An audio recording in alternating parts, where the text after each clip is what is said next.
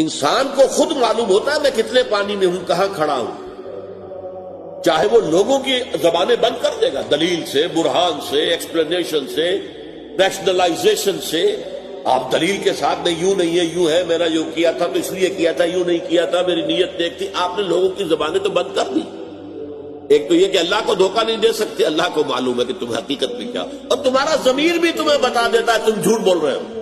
اللہ تعالیٰ نے قرآن مجید میں قسم کھائی، لا اقسم بیوم القیامہ ولا اقسم بالنفس اللوامہ۔